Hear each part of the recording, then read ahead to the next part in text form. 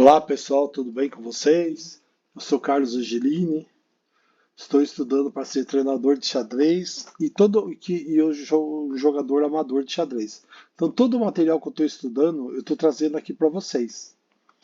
Tanto o estudo do livro do Capa Branca, Fundamentos do Capa Branca, que eu acho importantíssimo para qualquer nível, e as partidas do torneio de Zurique 1953, que é um dos torneios mais famosos do mundo e reuniu, na época, os super GMs da época. Essa partida que eu vou trazer para vocês foi jogada Efim Geller e Paul Keres, os dois da escola soviética. Efim Geller é russo e Paul Keres é estoniano. Na época, a Estônia era um dos países da União Soviética. Pela primeira vez, não vai ter Gambito do Rei. Desculpa. Pela primeira vez não vai ter Índia do Rei. Impressionante. Toda a partida quase história tinha Índia do Rei. Vai ser Gambito da Dama mesmo. D4, Geller. Keres respondeu com cavalo F6, C4, E6, cavalo C3, D5, cavalo F3, C5, C por D5, C por D4, dama por D4 e E por D5.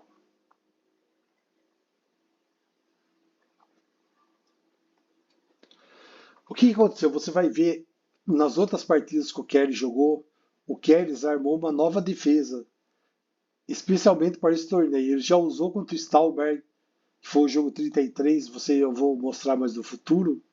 Deu certo, ele resolveu usar de novo. A escolha de um plano de ataque para Padiguelli baseado em E4. O Geller vai basear em E4. Era o estudo,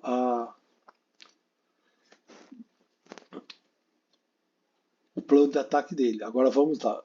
Cavalo C6. Desculpa, E4. Cavalo C6. Eu estou controlando. O que seria melhor nesse daqui? Seria melhor para ele essa jogada D por E4, dama por dama, rei por dama, cavalo G5. Esse cavalo ameaçando dar um duplo aqui em F7. O rei sem roque no meio do jogo. As duas, uma coluna, a coluna D aberta e aí semi-aberta. O jogo já começou a ficar bem melhor para as brancas. Mas, Keres é Keres. Vamos lá, bispo B5. Mas o que eles jogaram? Na realidade não foi esse jogado. A jogada foi essa. Cavalo C6, cravou o cavalo, bispo B5. Cavalo por E4, roque. O Geller sacrificou, ele tem um jogo de estilo clássico e sacrificou um peão. Mas ele não vai ter pressa de recuperá-lo, mas acelera o desenvolvimento para atacar o inimigo. O rei do Keller está no meio, no rocô, ele vai aproveitar para atacar. O Keller recuou o cavalo F6. Na realidade, o que ele fez? Ele tirou o cavalo do centro porque ele está com medo de perder. Porque vai ser um tremendo ataque aí no meio. Talvez a troca de cavalo poderia ser interessante. Era o movimento aqui, ó, cavalo por cavalo, dama por cavalo. Não ia resolver o problema do peão. Por quê? Porque a dama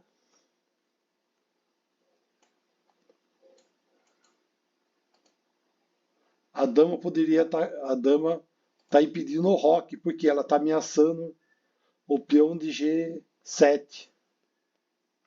E detalhe, tá um ataque duplo em cima do cavalo. Que de alguma maneira o Keres vai ter que defender, né? Senão vai ser outro duplo, porque vai levar o.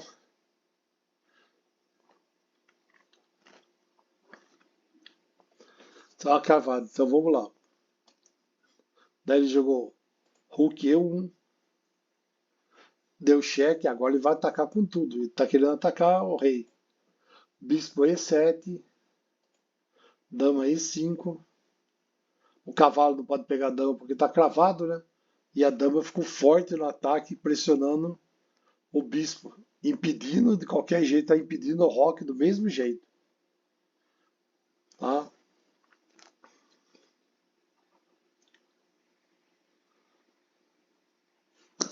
Porque aqui o que está acontecendo? As duas, praticamente, uma coluna está aberta, a outra está semi-aberta.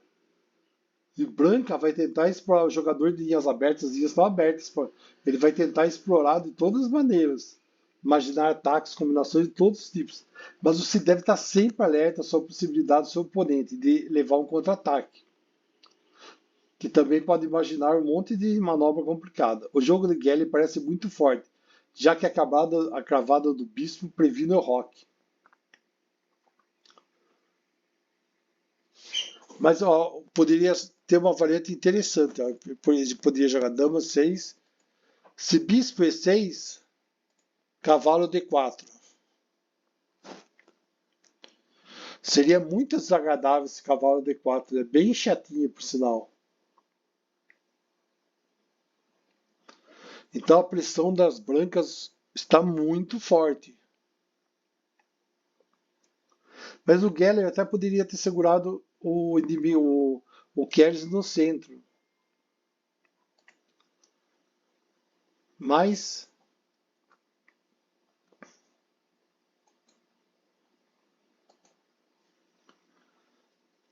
com que na hora ele poderia, sabe, bispo B6, ele já a cravada não cravava. B por B6, dama E5.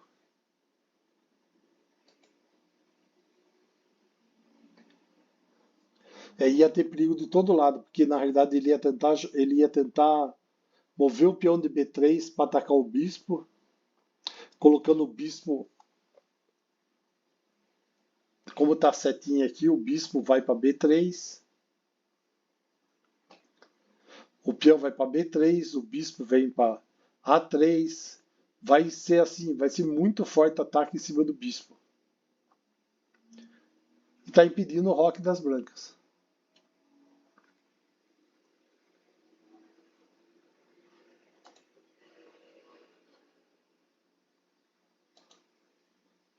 E com as ameaças de cavalo D4, seria muito desagradável. Então, cavalo D4 e B3, ele vai fazer o quê? O Keres opta podia optar imediatamente para rei F8 para se defender aí. Seria bem desagradável. Mas, no entanto, Keres encontra uma boa solução combinatória. Embora ele não possa arrancar, ele o faz. O branco está em uma situação quase desesperada, porque eles são deixados sem um ataque com um peão a menos. Assim, a correta concepção estratégica de Geller foi lameada em uma resolução tática incorreta, que foi dama E2. De repente, o cavalo negro vai adquirir vida, né? Tava mortão defendendo, ó. Ele poderia atacar bispo, B por D6, bispo por D6 atacando a dama, ou B por bispo por C6. Mas o que ele jogar? Jogou dama E2, rook E8, bispo G5, ameaçando capturar o cavalo. A dama não podia capturar com o bispo. Ele está ameaçando esse cavalo. Esse bispo está ameaçando esse cavalo. Ele ia ter que defender de peão. Porque se ele defender de bispo, ele ia perder, ia levar um mate, né? A pressão está grande. Ele jogou bispo G4, cravou aqui o cavalo aqui embaixo. Rook de A D1. H6. Vai tirar o bispo. Ou resumindo, decida aí, bispo, o que você vai fazer? Você vai trocar pelo cavalo? Só por um volta. Preferiu bispo H4. Em vez de ser lanças brancas, poderia recuperar imediatamente o seu bispo, seu peão. Como? Jogando depois de H6, bispo F6, bispo F6, dama por torre, rook por dama, Rook por Rook, Rook por D5, recuperando o peãozinho. Mas dificilmente poderia ser salvo no final. Os cavalos brancos não teriam pontos de apoio e ficariam confinados em seus postos, enquanto os bispos negros assumiriam completamente o tabuleiro. Os peões brancos da ala da dama cairiam mais cedo ou mais tarde. O que esse jogo está muito. O centro está aberto. O centro aberto, o par de bispos é muito forte. Então, assim, as pretas estão bem melhores, assim, ficariam melhores, tá? Mas vamos voltar ao que ocorreu na partida. Cavalo E4, bispo G3. Aí eu vou lá. Se jogasse bispo por E7, simplificaria a posição, porque ó, cavalo por C3, bispo por D8, cavalo por E2, torre por E2, torre por torre, bispo por E2, rook por D8, e simplificar bem o jogo. E na realidade iria as negras ter um peão a mais. Mas se antes de tudo isso, né, se fosse bispo C6 e peão por C6, ia reforçar o peão de D5. Tá? E defender não ia acontecer, ele não ia perder o peão. Ou talvez, ó, se rei por D5, se cavalo por C3, e novamente simplifica os negros, os cavalos negros, favorecendo mesmo ganhando qualidade. Mas vamos voltar à partida. Isso daí é as possíveis variantes. Ó. Rook G3, bispo G3, cavalo por cavalo, cavalo C3, B por C3, bispo F6, atacando o peãozinho aqui o peão de C3, dama em 8, atacou a torre, dama por torre, torre por dama, torre por torre e torre por D5, pelo peão de D5. Isso daí são os lances da partida. O que a gente estava vendo antes é uma variante. Ele recuperou o peãozinho. Agora jogou Rook C8, Rook D3, voltou para defender o peão.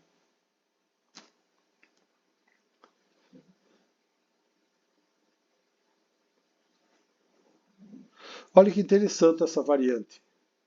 Pois de Rook C8, uau, o lance poderia ser Rook C5, bispo E7, Rook C4,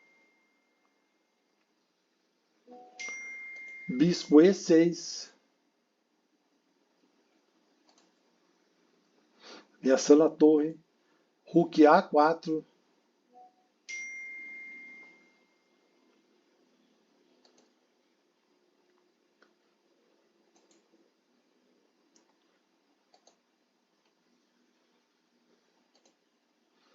jogou A6, e as negras vão ganhar com facilidade.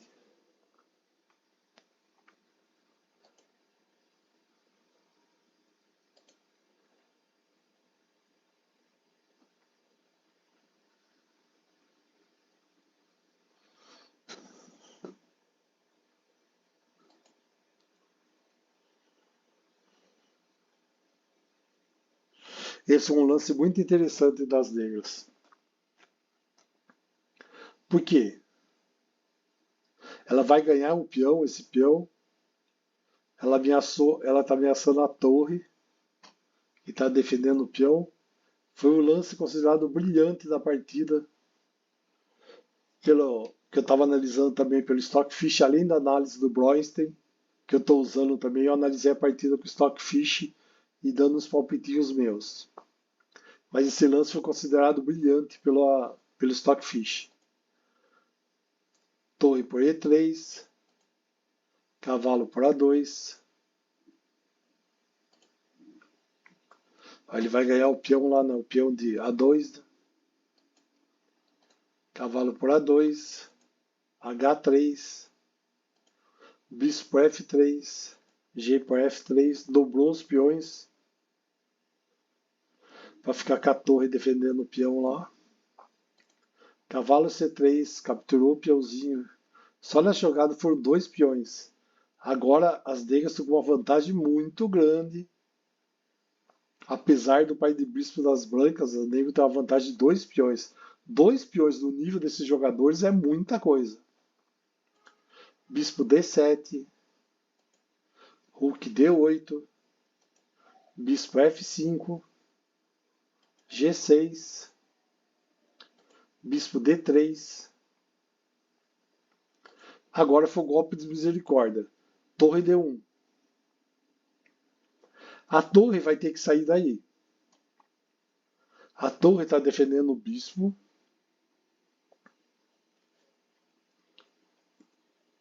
A torre está defendendo o bispo. E ela está sendo ameaçada pelo cavalo. Ela vai ter que sair dessa linha 3 e ir na coluna.